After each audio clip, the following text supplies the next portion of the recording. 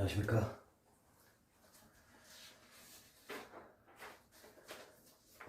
강의 진행을 좀 해볼 건데요. 지금 세무사 시험이 석 달 뒤로 밀려버렸죠. 그래서 석 달 밀린 기간 동안에 수험생들이 지금 거의 멘탈을 못 잡고 있는 것 같아요. 멘탈을 못 잡고 있는, 공감이 되죠. 저도 그런 시기를 보내봤고, 그 공부 수험 기간을 보내봤기 때문에 그 석 달이라는 시간 동안에 어떻게 정리를 해야 될지 많이 힘들 거라는 생각이 들어요. 그래서 이 동영상을 촬영하는 거고요. 5월 초에 원래 시험이 계획이 됐다가 석 달 밀렸죠. 석 달 밀려가지고 전국에 있는 모든 학원이 전국 1차 대비 모의고사까지 다 끝난 상황이에요. 끝난 상황이라 가지고 수험생 여러분들 지금 뭘 해야 될지 진짜 많이 난감할 것 같아요. 난감할 것 같은데, 그래도 그렇게 생각을 좀 합시다. 일단 코로나19 바이러스 때문에 전 세계적으로 지금 이렇게 난리인데, 감염이 안 된 거, 건강한 거 하나만으로도 일단 다행이다라고 생각을 좀 해주시는 게 좋지 않을까 생각이 들어요. 그리고 이 석 달이라는 시간이 되게 중요해요, 여러분. 아마 저한테 강의 들으신 분들 중에 올해 시험은 나는 뭐 경험 삼아 들어가야겠다, 준비가 안 돼 있다 전혀 라고 생각하시는 분들도 계실 건데, 이 석 달 동안에 정리를 잘하면 결과가 바뀔 거예요. 왜냐면 우리는 모든 이론 교육이 끝난 상황에서 객관식 문제풀이반도 진행을 했고 그렇게 해왔었죠. 석 달이라는 시간이 더 주어졌으니까, 제가 많이 하는 얘기인데, 석 달이라는 시간이면 100회독도 가능합니다. 100회독도 가능하고, 또 싫어하시는 분들도 계시겠지만, 지금부터 10회독만 해도 학교한테 아무 지장이 없을 거예요. 2차 시험과 달리 1차 시험은 이제 절대평가니까. 그래서 이 마무리 동영상을 제가 촬영한 것도 여러분들에게 도움을 좀 드리고자 촬영을 하는 거예요. 촬영을 하는 건데, 이걸 잘 활용을 하셔가지고 시험 결과, 원하는 결과가 다 이루어졌으면 하는 바람이 있습니다. 강의 진행에 앞서가지고 소개를 조금만 드리면, 이 강의는 마무리 정리하는 강의예요. 마무리 정리하는 강의라 가지고 각 파트별로 제가 기출문제를, 세무사 시험 1차 시험 기출문제는 10개년치 거, 그리고 회계사 1차 시험 기출문제는 20개년치 거를 제가 조금 수집을 했어요. 수집을 해가지고 이 바닥에 있는 유명 강사들도 있지만, 유명 강사들이 만든 문제를 제가 활용을 해서 여러분들에게 강의를 하면 저작고 문제가 있어요. 그래서 기출문제 위주로 다 뽑아서, 위주로가 아니라 100%다 기출문제예요.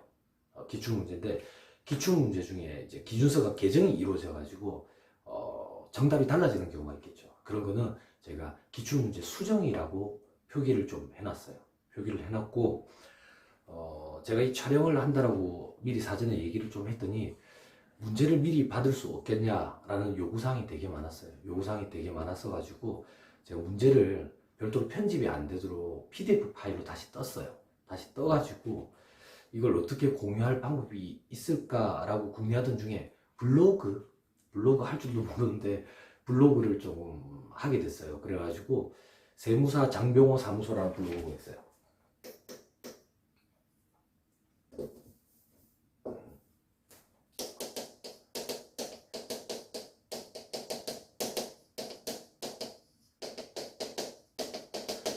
이 블로그에 찾아 들어가셔가지고 보면, 제가 기출문제를 제가 강의 때 활용할 문제들을 RG 파일로 압축을 해가지고 올려놨어요. 올려놨으니까 그걸 다운받으셔가지고 혼자 공부하실 때도 활용을 하시면 좋을 것 같아요. 풀이는 없어요. 풀이는 없고 문제만 올려놨어요. 문제만. 그리고 제가 이쪽으로 조금 어두워서 그런데, 블로그 찾아 들어오실 때 블로그에 주소라는 게 있대. 주소는 QUDGH 숫자 1980이에요. 이걸 병호를 영어로 치면 그냥 이렇게 돼요. 이렇게 해서 찾아 들어오셔도 되고요. 그렇게 하도록 하겠습니다. 그 유튜브 파일 올릴 때 링크를 좀 걸어주면 좋지 않느냐라는 요구사항이 있었는데, 한번 해볼게요. 근데 만약에 안 되면 이렇게 찾아 들어가가지고 좀 하셨으면 좋겠어요. 그리고 이 동영상 파일은 제 이름으로 유튜브를 그냥 촬영을 해서 올리려고 했는데, 동명이 너무 많아가지고 찾기가 힘들다라는 요구사항이 좀 있었어요. 그래서 그냥 뱅호TV라고 하기로 했어요. 세무사 뱅호TV. 이렇게 찾아가지고 들어오셔서 아무쪼록 도움이 됐으면 하는 바람입니다. 그래서 재무회계는 고급회계 영역을 제외한 나머지 중급회계 영역에서 제가 87문제를 뽑았어요. 자, 복습하기 좋은 문제 위주로 뽑았어요. 그리고 세법은 이제 뽑을 거예요. 문제를 뽑을 건데 한 200문제 정도 선이 안 되겠느냐. 200문제가 채 안 될 것 같아요. 그렇게 해가지고 촬영을 해서 올릴게요. 수시로 올리겠습니다. 수시로. 지금 준비된 파트는 이제 수익, 건설계약, 재고자산 파트예요. 그래서 되는 대로 올릴게요. 되는 대로 올리는데 빨리 올려드리고 싶었는데 안 하던 걸 하려고 그러니까 뭐 유튜브에 올리는 거 계정부터 시작해가지고 요거 지금 촬영하는 거 이 앵글만 맞추는데도 하루가 걸렸어요. 어느 각도로 해야지 잘 나오는지 되게 힘들더라고요. 그러니까 양해 말씀 부탁드리고요. 좋은 취지에서 하는 거니까 많은 도움이 되셨으면 좋겠습니다. 네. 뭐 썸네일을 올리라니 뭐 별 말이 많았는데 뭐 모르겠어요. 제가 잘 할 줄 모르겠어요. 대신에 여러분들 이 공장이 동영상을 올리는데 도움이 되시라고 전자책판을 하나 했어요. 전자책판 와이프가 사줘가지고 되게 좋네요. 사용해보니까. 그죠? 자, 이걸로 진행을 하겠습니다. 지금 촬영은 카메라가 화질이 도리어 더 떨어져가지고 핸드폰으로 촬영을 하고 그래서 이번에 핸드폰도 또 하나 바꿨어요. 화질이 좀 좋은 걸로. 도움이 꼭 돼야 됩니다. 한번 해볼게요. 자, 수익 파트 문제입니다. 수익 파트는 제가 10문제를 뽑아왔어요. 총 87문제 중에 10문제니까 제법 많죠. 비중으로 따지면. 자, 통계 수치예요. 이게 잘 보일지 안 보일지 뭐 우려가 되지만 뭐 잘 안 보여도 괜찮아요. 잘 안 보여도 괜찮은데 이 통계 수치는 2010년도부터 2019년도까지 파트별로 문제가 몇 문제씩 출제되는지 그래가지고 문제 빈도수를 가지고 제가 순위를 나눴어요. 뭐 1순위면 다 중요하고 뭐 시험 문제 많이 나오고 그렇지는 않아요. 그냥 빈도를 가지고 제가 빈도수가 잦았던 거는 이제 1순위로 올렸고요. 좀 뜸했던 거는 3순위, 4순위로 이렇게 내렸어요. 그래서 1순위, 2순위, 3순위를 제가 이렇게 추격을 했더니 1순위, 2순위, 3순위가 이렇게 되더라고요. 이 순서대로 진행을 하지는 않을 거고요. 일반적으로 여러분들이 공부하시는 수험서에 있는 순서대로 강의를 진행을 할 거예요. 자, 이건 뭐냐면 제가 여러분들한테 마무리 정리하는 강의이기 때문에 도움이 좀 되셨으면 해서 어떻게 하면 도움이 될까라고 생각을 하던 터에 제가 2차 대비 문제풀이 강평을 할 때 강의하는 방식으로 조금 추려봤어요. 어떻게 추렸냐면 수익 파트에 이러이러한 것들 부분에서 시험 문제가 출제가 되는데 많이 출제되고 중요시하게 다루는 부분을 필수라고 표현을 했고요. 나머지는 이제 부가라고 표현을 했어요. 부가라고. 필수부터 한번 볼게요. 필수라고 되어 있는 거 보시면 수익 파트 말문제 대비하셔야 돼요. 그죠? 수익이라는 파트가 전면 개정이 이루어져가지고 고객과의 계약에서 생기는 수익이라는 파트로 전면 개정이 이루어졌죠. 그래서 말문제가 등장을 한다고요. 어떤 파트든 처음에 개정이 되고 나면 말문제가 좀 등장을 많이 하는 경향이 있어요. 그리고 원래 수익 파트는 과거부터 말문제가 많이 등장을 했었어요. 그런데 그 말문제가 아니에요. 다음 보기 중 틀린 것을 고르시오. 동그라미 1번 보기는 상품권에 관련된 설명. 동그라미 2번 보기는 시용 판매에 관련된 설명. 동그라미 3번 보기는 미인도 청구 판매에 관련된 설명. 결국에는 계산이에요. 결국에는 계산인데 그 계산을 말문제로 추려가지고 5개의 계산 문제를 한 문제에 5가지 형태의 계산 문제를 한 문제에 이렇게 출제해 놓은 그런 계산 문제지만 말문제 형태로 보이는 그런 문제들이 많이 출제가 돼요. 그리고 수익의 인식 단계라고 되어 있죠. 그죠? 개정된 게 얼마 안 됐기 때문에 수익의 인식 단계, 그죠? 계약의 식별, 그죠? 수행 의무의 구분, 그리고 계약 가격의 산적, 그 계약 가격을 가지고 배분을 하고 그리고 수익을 인식하고, 그죠? 이게 수익의 인식 단계 5단계라고 그러죠. 그건 이미 세무사 2차 시험에 수익의 인식 단계에 대해서 약수라는 문제가 한번 등장을 했어요. 그리고 수시채권, 계약자산, 계약부채 있죠. 수시채권은 우리가 일반적으로 생각하는 외상거래에서 발생하는 매출채권을 얘기하는 거. 계약부채는 뭐 선수금이랑 동일한 개념이다라고 생각하시면 편하겠죠. 우리가 처음 등장한 개념이 이 계약자산이죠. 계약자산이라는 개념이 수익 파트가 개정이 되면서 처음 등장한 개념이에요. 그죠? 그래서 우리는 계약자산과 수시채권을 이제 구분해야 되는데, 돈 받을 수 있는 무조건적인 권리가 형성이 되면 수시채권, 돈 받을 수 있는 무조건적인 권리가 형성이 안 되면 계약자산. 그렇게 구분하면 편하죠. 그리고 위탁 판매는 전통적으로 과거부터 시험에 자주 출제됐던 파트예요. 그리고 상품권, 장기할부 판매. 장기할부 판매 별거 없죠. 그죠? 현재가치 평가해가지고 그죠? 하면 되죠. 그런데 이게 가끔씩 수익 파트에서 문제가 출제가 됩니다. 장기할부 판매는 여러분들 금융부채 파트에 연속 상환사채 공부해봤기 때문에 그대로 접근을 하면 되죠. 그죠? 그리고 선수금에 포함된 유의적인 금융요소, 이것도 되게 중요하죠. 처음 등장한 개념이죠. 처음 등장한 개념. 그죠? 왜 꼭 장기할부 판매 시에 현재 가치로만 땡겨야 되느냐? 선수금으로 먼저 받은 것도 추후에 미래의 어느 한 시점에 인도하게 되면 그 시점까지 유효이자율법을 사용을 해서 미래 가치로 평가해야 되는 거 아니냐? 그죠? 합리적이죠. 합리적이지만 수험생 입장에서는 새로운 개념이 등장했기 때문에 골복잡죠. 자, 반품권이 부여된 판매는 과거부터 있었어요. 과거에는 반품 조건부 판매라고 표현했었어요. 그럼 차이점이 뭔데? 과거에는 반품 조건부 판매 시에 반품 충당 부채라는 금액을 잡을 때 네팅한 금액으로 잡았어요. 네팅한 금액으로. 지금은 어떻게 하는데? 네팅하지 않고 총액으로 잡아요. 총액으로 잡는다는 게 무슨 말인데? 환불 부채를 잡고 반환 제품 회수권이라는 걸 잡죠. 과거에는 이 둘을 네팅한 금액으로 순액으로 반품 충당 부채라는 걸 계산했었어요. 그럼 환불 부채는 반품 충당 부채에 상응하는 개념이거나 대응되는 개념이거나 이렇게 생각하면 되는 거예요. 근데 이제 총액으로 하게 됐으니까 반대 계정에 뭔가 하나 필요하게 된 거예요. 새로운 계정 과목이 등장한 거죠. 그 계정 과목이 반환 제품 회수권인 거죠. 그죠? 자, 그리고 재매입 약정. 이것도 과거에 있었어요. 판매 후 재매입 약정이라고 금융약정. 그리고 고객 충성제도. 자기가 직접 보상을 제공하는 경우, 제3자가 보상을 제공하는 경우, 제3자가 보상을 제공할 때 자기 계산을 하는 경우, 대리하는 경우, 그거죠. 자, 그리고 부가적으로 계약 변경이라는 건 별도 계약인지 여부 판단하는 거, 이게 참 어려운 파트예요. 구석지고. 근데 어쩌겠어요. 조금 이따 같이 하나 뽑아봤어요. 2019년도에 문제가 출제가 이루어져가지고 이것도 좀 해야 돼요. 그리고 미도 청구 약정이라는 거, 미도 청구 약정.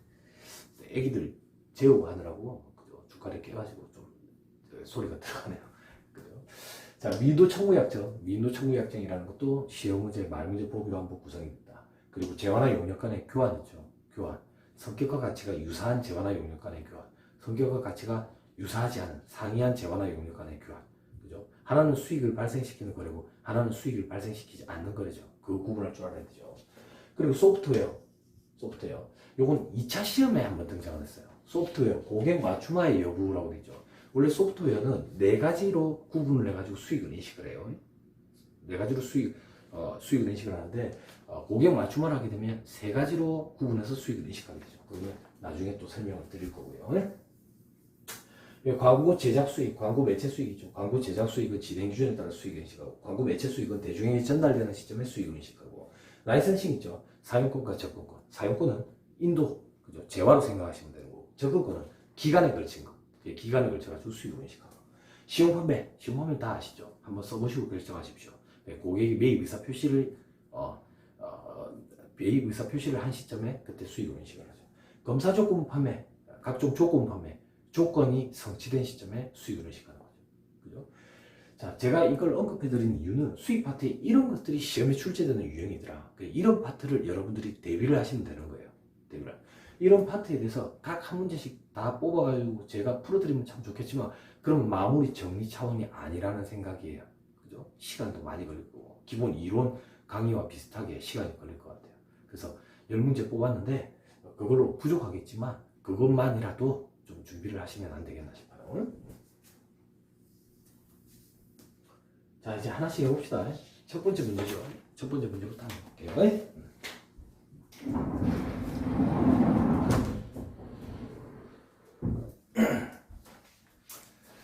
자, 제가 문제를 이렇게 띄웠는데 잘 보이실지 되게 많이 걱정이 됩니다. 그죠? 여러분들한테 PDF 파일로 올려놓은 파일, 그리고 제가 이 전자칠판에 쏘는 파일, 그리고 제가 작업을 할 때 작성하는 파일, 파일을 총 3가지로 제가 구분을 해가지고 관리하고 있어요. 그러다 보니까 많이 버겁더라고요. 시간도 걸리고.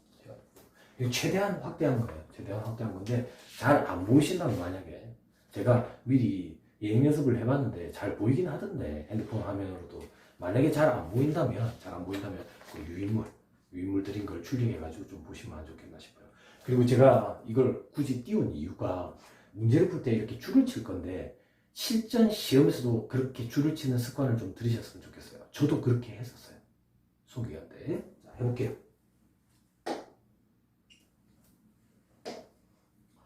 자, 2001년도 수익인식과 관련한 다음에 사례 중 옳지 않은 걸, 틀린 걸 고르랍니다. 틀린 걸. 자, 동그라미 1번에 보험 대리업을 영위하고 있는 주식회사 우리는 2001년 10월 1일에 주식회사 나라보험의 보험 상품 중 하나에 대해서 주식회사 평창과 계약을 체결했다. 보험 계약을 얘기하는 거예요. 보험 계약. 보험 기간은 2001년 10월 1일부터 1년이랍니다. 그리고 주식회사 우리가 보험 계약 기간에 추가로 용역을 제공할 가능성이 높대요. 추가로 용역을 제공할 가능성이 높대요. 그럼 보험 계약에 있어서 별도의 추가적인 용역이 제공될 가능성이 높으면 그 보험 계약 기간에 걸쳐 가지고 수익으로 인식하죠. 이건 그 문제예요. 그런데 주식회사 우리는 2001년 12월 1일에 보험 계약에 대한 대리 수수료 100만 원을 수령하고 전액 수익으로 인식했대요. 그래서 이게 틀린 거예요. 전액 수익으로 인식하면 안 되는 거죠. 보험 계약 기간에 걸쳐 가지고 수익을 인식해야 되는 거예요. 됐죠? 자, 나머지 보기도 볼게요. 정리하는 차원에서. 자, 주식회사 한국은 2001년 12월 1일에 설치에 대한 용역이 재화 판매에 부수되지 않는 기계장치를 판매했대요. 부수되지 않는 용역을 제공하는 거예요. 그죠? 그럼 별도의 수익으로 인식해야 되죠. 그죠? 별도의 수익을 본다고요. 별도의 수익으로 인식해야 된다고. 그럼 기계장치는 넘겼을 때 인도 시점에 수익으로 인식하고 별도의 수익 의무는 수익 의무가 제공되는 기간에 걸쳐가지고 수익으로 인식해야겠죠. 그죠? 자, 그래서 50만 원을 수령했다. 한국은 일정상 2001년 말까지 기계장치에 대한 설치를 시작하지 못해서 설치 수수료를 수익으로 아무것도 인식 안 했대요. 잘한 거죠. 그죠? 설치하는 기간 동안에 수익을 인식하는 거죠. 됐죠?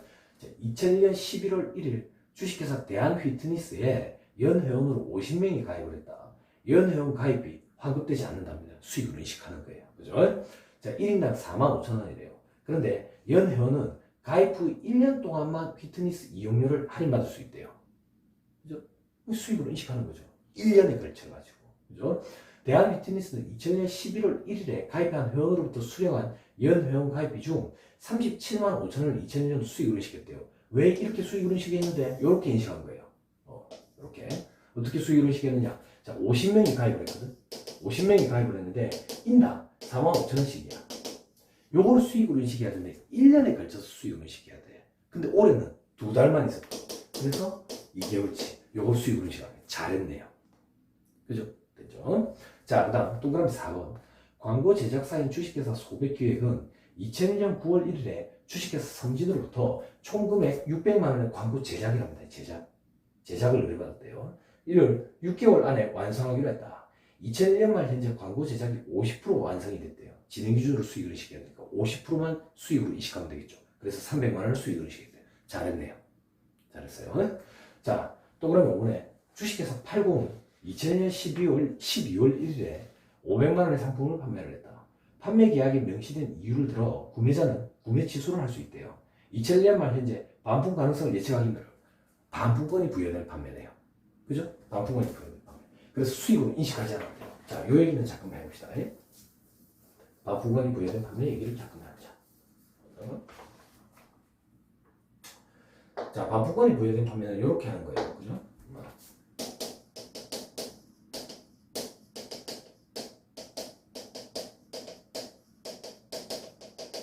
반품권이 부여된 판매는 원칙적으로 이렇게 하는 거예요. 원칙적으로 어떻게 하는데, 반품기간이 무한정이진 않겠죠. 그죠? 그래서 고객이 그 반품기간 사이에 매입 의사표시를 했어. 그러면 매출을 인식하는 거죠. 의사표시. 혹은 반품기간이 종료가 되어버렸어. 기간이 종료되어버렸다고. 그때까지 아무 말이 없으면 쓰겠다는 거죠. 그래서 매출이라는 수익으로 인식한다고. 그런데 그 전에 우리는 인도하는 시점에 매출을 인식할 수 있는 방법이 있죠. 그게 어떤 방법인데, 반품 가능성을 반품률이라고 표현하죠. 그죠? 이게 합리적으로 추정이 가능하면 인도 시점에 수익을 인식하죠. 그죠? 인도 시점에 수익을 인식을 하고, 그리고 반품이 예상되는 금액을, 그죠? 환불 부채라는 금액으로 잡죠. 나머지만 매출로 인식하는 거죠. 그죠? 됐죠? 자, 나중에 반품권이 부여된 판매에 대해서 한 문제 수록해놨습니다. 수록해놨어요. 그때 다시 한번 풀어볼게요. 됐습니다. 이 정도 보시죠. 자, 다음 문제. 다음 문제는 제가 계약자산과 관련된 문제를 하나 갖고 왔어요. 계약자산과 관련된 문제. 자, 다음은 주식회사 대한의 2001년과 2002년의 수지채권 계약자산 계약 부채에 관련된 거래이다. 그죠? 자, 표 밑에 상기 거래에서 2001년 말 현재 수지채권 계약자산 계약 부채 금액은 각각 얼마냐? 2019년도 회계사 기출 문제죠. 그죠? 자, 한번 읽어볼게요. 자, 다음은 주식회사 대한이 2001년과 2002년의 수지채권 계약자산 계약 부채에 관한 거래이다. 그죠? 주식회사 대한은 고객에게 제품을 이전하기로 한 약속을 수행 의무로 식별한대요. 당연하지. 그죠? 그리고 제품을 고객에게 이전할 때 각 수행 의무에 대한 수익을 인식한대요. 물건을 인도하는 시점에 매출이라는 수익으로 인식하겠다. 그 얘기죠. 자, 주식회사 대한은 2002년 1월 31일 다음 연도에 주식회사 민국에게 제품 A를 이전하는 취소 불가능 계약을 2001년 10월 1일에 체결을 해요. 10월 1일에. 계약에 따라 계약에는 아마 이런 조건이 있나 보네요. 주식회사 민국은 2001년 11월 30일에 대가 1,000원 전액을 미리 지급해야 된대요. 미리 지급. 그죠? 2001년 11월 30일에. 물건은 언제 넘기는데? 다음 년도 1월 30일에. 그러면 선수금 형태로 받는 금액이 있나 보네요. 그런데 300원만 지급을 해버렸대요. 300원만 지급했대요. 그죠? 1,000원을 지급해야 되는데. 그리고 나머지 잔액은 1월 15일에 잔액을 지급을 했대요. 그리고 제품 인도는 원래 계약상 명시된 대로 1월 31일에 제품을 이전을 했대요. 됐죠? 자, 굳이 분계를 끊는다면 이렇게 될 거예요. 자, 어떻게 되느냐? 자, 이렇게 될 거예요. 자, 10월 1일에 제품 A에 관련된 분계를 한번 까볼게요. 자, 10월 1일에 제품 A에 관련된 계약만 체결을 했죠. 그래서 분계는 없어요. 분계는 아무것도 없다고. 11월 30일에는 어떤 분계가 있느냐? 11월 30일에 돈 300원을 받았죠. 돈 300원을 받다. 그런데 돈 받을 수 있는 무조건적인 권리가 1,000원이 형성이 됐다고. 왜? 그때 계약상 1,000원을 무조건 주기로 했거든. 주기로 했고 취소 불가능한 계약이 됐다고. 그럼 나머지 못 받은 돈 700원은 계약 자산이 아니라 돈 받을 무조건적인 권리가 형성이 됐으니까 수지 채권으로 잡아야 되는 거야.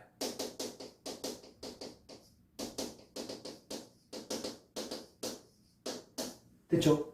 근데 물건을 넘겨줬어요. 물건을 넘겨줬으면 수익이라는 매출을 인식하겠죠. 매출이라는 수익을 인식하겠죠. 근데 아직 물건을 안 넘겨줬죠. 선수금이다 그 얘기예요. 그걸 바뀐 기준서에서는 계약 부채라고 표현하죠.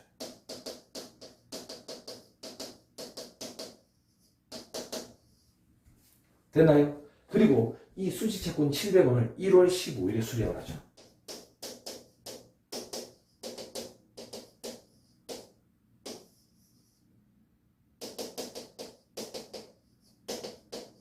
됐나요? 제품에 대한 인도는 언제 이루어지는데? 인도는 1월 31일에 이루어지죠. 1월 31일에 이제 매출을 인식하는 거. 매출 전환을 인식하면서 이 계약 부채 금액이 이제 줄어드는 거죠.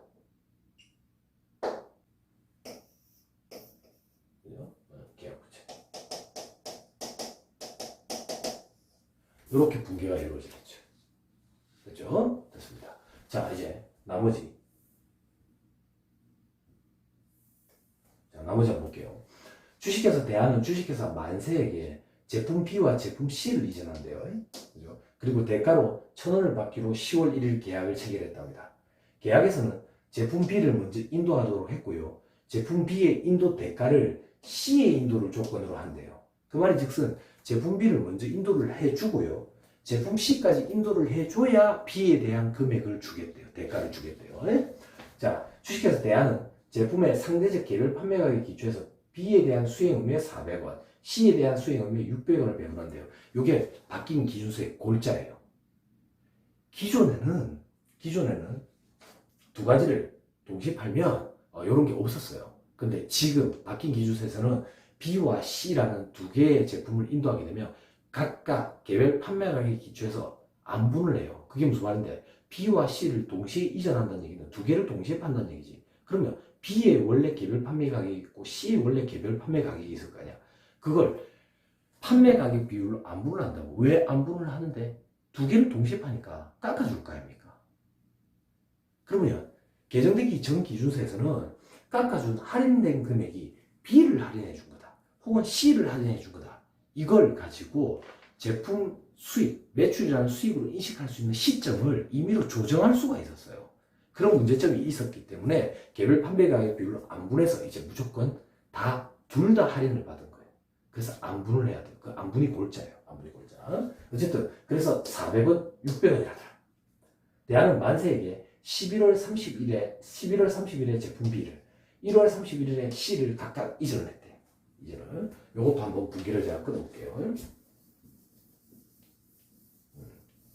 자, 분기를 끊으면 이렇게 된다. B와 C에 대한 거다. 자, 10월 1일에는 계약만 체결을 했으니까 분기가 없어요. 없고, 자, 11월 30일에 제품 B를 인도를 해요. 그러면 인도를 했다는 얘기는 해야 될 도리를 다 한 거죠. 그죠? 의무를 이행을 했다고. 그럼 매출이라는 수익을 인식하는 거예요. B에 대해서. 그때 매출을 어떻게 인식하는데 두 개를 동시에 팔면서 할인된 금액이 있을 거니까 개별 판매 가격 비율로 안분한 금액을 매출로 인식한다고. 수익으로. 그게 400원이었죠. 됐죠? 그러면 돈이 들어왔냐? 아니, 돈 아직 안 받았거든요. 그럼 돈 받을 수 있는 무조건적인 권리가 형성이 되었느냐? 아니거든. 제품 C의 인도를 전제로 한다 했잖아. 그럼 뭔데? 계약 자산인 거죠.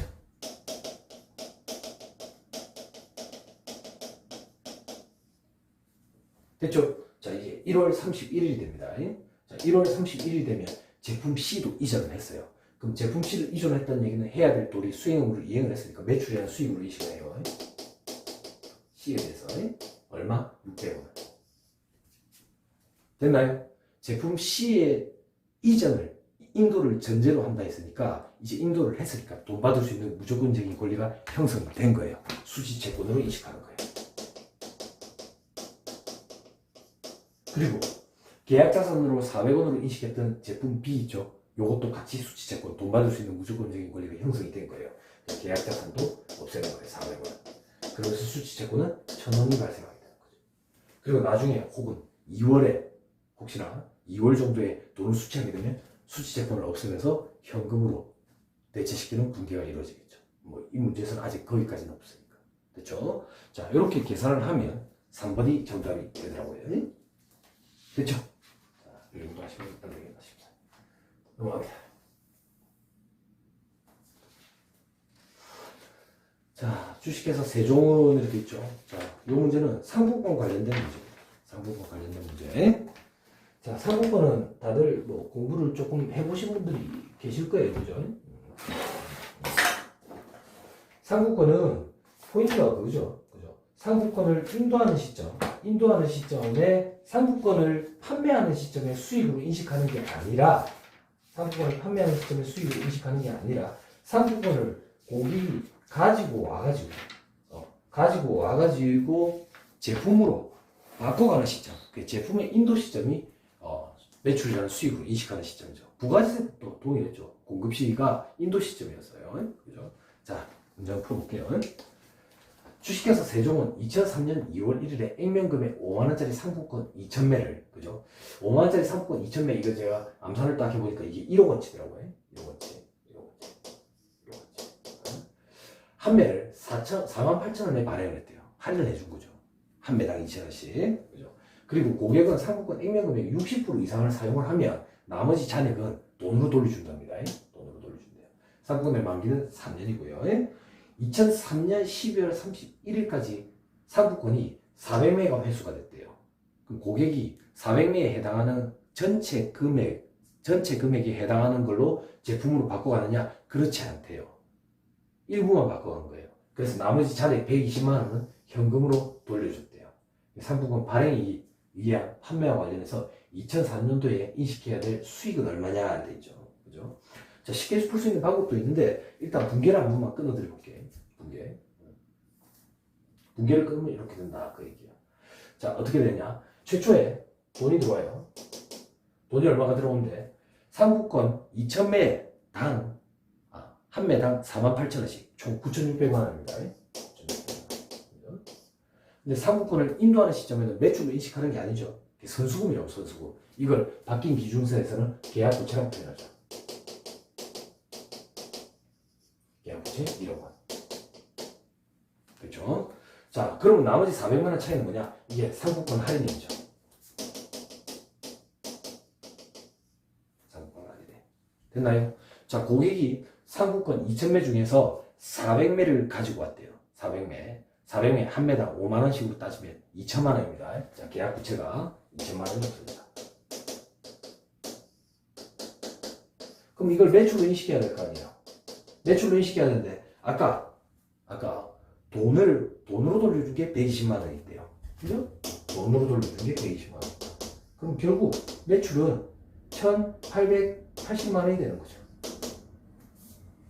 됐습니까? 그리고 마무리. 이 상품권 할인액 처리해야죠. 상품권 할인액. 그죠? 어떻게? 상품권 할인액을 없애면서